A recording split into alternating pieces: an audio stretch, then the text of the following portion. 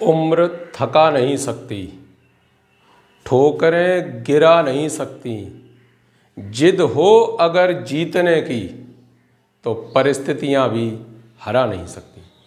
हाय, मैं Suraj Ram Rajput DAV inter college Alipur Khera से आपके लिए लेकर उपस्थित है कक्षा 9 गणित। टॉपिक चल रहा है बहुपद। पार्ट नंबर 1 में हमने आपको बहुपद के बारे में बताया कि बहुपद क्या होता है। अब आप देखेंगे पार्ट नंबर 2 में बहुपद का मानक रूप।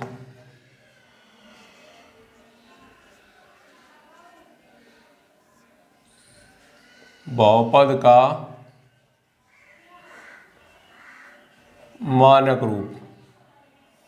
इससे पहले हम जानना चाहेंगे, क्या आप आरोही और अवरोही क्रम जानते हैं? अगर नहीं जानते हैं तो मैं एक बार बता देता हूं। असेंडिंग ऑर्डर, आरोही क्रम,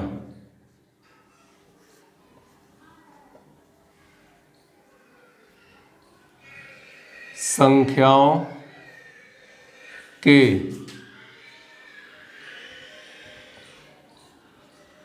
चढ़ते हुए या बढ़ते हुए क्रम को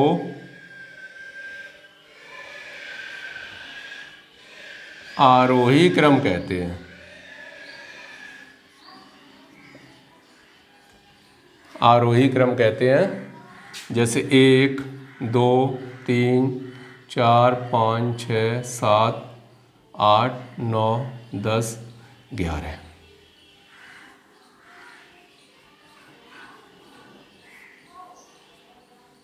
अवरोही क्रम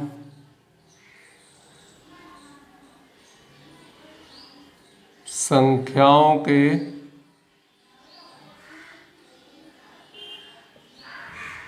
घटते हुए या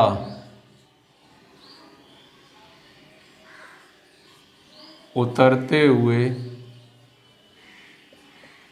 क्रम को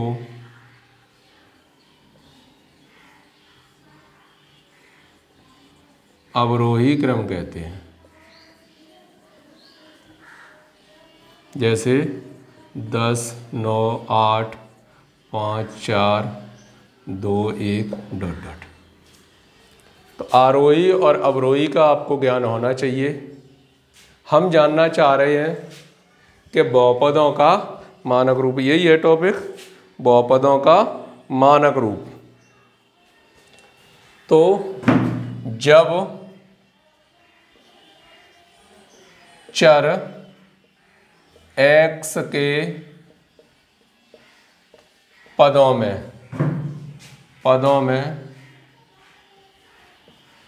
घातों को आरोही अथवा अवरोही क्रम में लिखा जाए तो वह बहुपद का मानक रूप कहलाता है।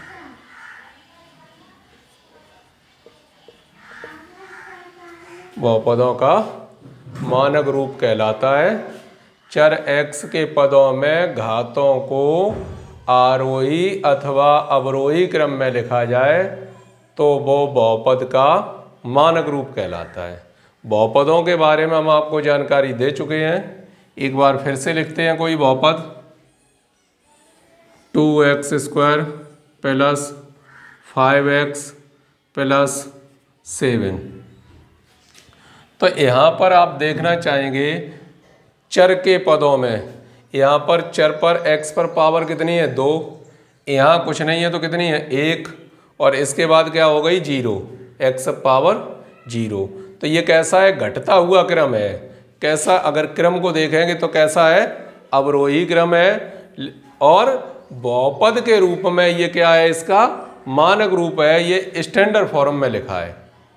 दूसरा, अगर इसे पहले लिख दिया जाए 7 + 5x + 2x², यहाँ कुछ नहीं होगा तो क्या होगा 1, यहाँ कुछ नहीं है, घात 0 है, फिर कितनी घातें हो गई 1, फिर कितनी घातें हो गई 2। तो ये बढ़ते हुए क्रम में है, तो ये क्या है, चर के पदों में, चर x के पदों में, तुम जय हो ना, यहाँ से पीट दिए, फिर हम छुट्टी कर दिए तुम लोगों ने की। चर x के पदों में ये क्या है, मानक रूप में बहुपद लिखा हुआ है। बहुपद को आपको पहले तो बहुपद को अच्छे से समझना पड़ेगा कि जो भी एग्जाम्पल आपको दिया जा रहा है वो उसका बहुपद है या नहीं है। तो बहुपद होना चाहिए। बहुपद के लिए a1 a2 a3 जो an है वो नॉट इक्वल टू 0, और जो पावर है n वो कैसा होना चाहिए, धनात्मक पूर्णांक। आप इस तरीके से, अब ये तो पहले से मानक रूप में हमने सेट ही किए हैं, अब सेट किए हैं, अब मैं किसी एग्जाम्पल को लिखता हूँ और उसे आप देखेंगे कि उसे आप मानक रूप में किस तरीके से व्यवस्थित करते हैं। हमने लिखा आपके लिए x पे power 5 minus x power 6 plus 2x² minus 3x power 4 plus 5 minus x, ये लिखा हुआ है। इसे लिखना है आपको मानक रूप में, स्टैंडर्ड फॉर्म में इसे व्यक्त करना है। तो स्टैंडर्ड फॉर्म आपको इस तरीके से, दो तरीके से आप लिख सकते हैं, या उसे अवरोही क्रम में लिख सकते हैं या उसे आरोही क्रम में लिख सकते हैं। दोनों ही क्रम बहुपद के मानक रूप हैं। बहुपद का मानक रूप दोनों में से किसी एक तरीके से उसे सेट कर सकते हैं। लेकिन जब कहा जाए आपको कि आप इसे आरोही क्रम में लिखिए या इसे आपको अवरोही क्रम में लिखना है, तब तो आपको वही करना है जो उसने कहा है। अन्यथा जैसा आपको उचित लगे, आपको केवल उसकी स्टैंडर्ड फॉर्म बनानी है। बड़ी घात से छोटी घात की तरफ जा सकते हैं या छोटी घात से बड़ी घात की तरफ जा सकते हैं। आइए इसे लिखते हैं मानक रूप में। सबसे पहले सबसे अधिक पावर x पावर 6 प्लस, आगे कुछ नहीं है तो प्लस होगा, x पावर 5, उसके बाद 3x पावर 4, फिर plus 2x power 2 minus x plus 5। ये उसका मानक रूप आ गया जो भी आपको दिया गया था।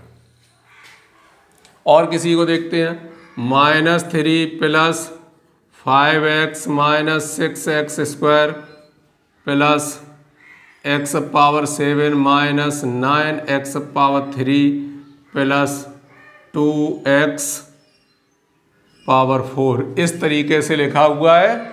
इसे आपको लिखना है मानक रूप में, मानक रूप।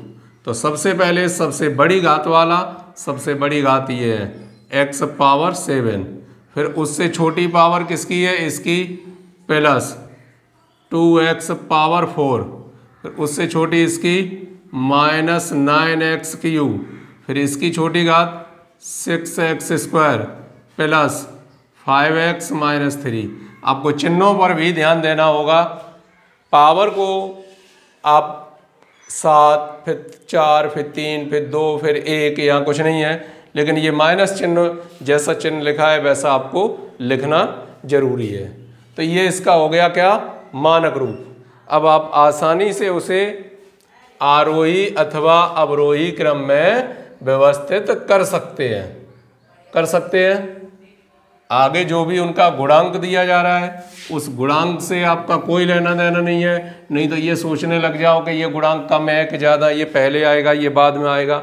जैसे हम 1-2 पार्ट और लिख के बता रहे हैं आपको, -7y3x³ plus 5x² plus x power 6 minus 2x power 4 plus x power 5 minus 3/2 plus 5x plus x power 7 इस तरीके से लिखा हुआ है। तो सबसे पहले सबसे बड़ी घात एक्स पावर 7, फिर उसके बाद ये है पावर क्या प्लस है, प्लस एक्स पावर 6, फिर क्या है प्लस एक्स पावर 5, फिर माइनस 2x पावर 4, फिर माइनस, अब ये नहीं देखना है आपको ये कम है 7/3 के 3/2 के 2 5, ये ज़्यादा है कम है, आगे आएगा पीछे आएगा। आपको तो सेट करना है किसके हिसाब से, पावर के हिसाब से। वो कहा है जब चर x के पदों में घातों को आरोही अथवा अवरोही क्रम में व्यवस्थित किया जाता है तो वो बहुपद का मानक रूप कहलाता है। तो हमें पावर को सेट करना है, पावर को, न के आगे आने वाले गुणांकों को। तो पावर को देखेंगे 2x power 4 minus 7y3 x cube plus 5x square plus 5x minus 3y2, और यही उसका हो गया क्या मानक रूप। अब इस तरीके से इसे मानक रूप में बहुत ही आसानी से लिख सकते हैं। ये आपका कक्षा 9 का स्टैंडर्ड है और आप बेसिक तरीके से अगर मैथ को सीखेंगे तो भविष्य में कभी भी आपको मैथ में समस्या नहीं आएगी। उसका बेस, जिसका बेस मजबूत होता है, जिसका बेस मजबूत होता है वो हमेशा ही स्ट्रॉन्ग रहता है। तो बेस बहुत ज़रूरी है। आपको बेस में एक एक पॉइंट क्लियर कर लेना चाहिए। अभी मैं कक्षा 9 का एक व्हाट्सएप ग्रुप और बनाऊंगा। उस यूट्यूब चैनल में कमेंट के माध्यम से या अन्य किसी माध्यम से, जो भी सोशल नेटवर्किंग है उसके माध्यम से आप अपना व्हाट्सएप नंबर ग्रुप में ऐड करा सकते हैं। आप किसी भी तरीके से हमसे संपर्क कर सकते हैं और जब ऐड हो जाएगा उसके बाद आपकी जो भी शिक्षा से संबंधित समस्या है उस समस्या का सॉल्यूशन लेकर हम हमेशा आपके सामने उपस्थित रहेंगे। चाहे आपकी वो किसी भी तरीके की समस्या हो, सवाल आपके और जवाब हमारा। ठीक है, तो इस तरीके के वीडियो हम लेकर आपके सामने उपस्थित होते रहेंगे। तब तक करो कुछ ऐसा दुनिया करना चाहे आपके जैसा। जय हिंद।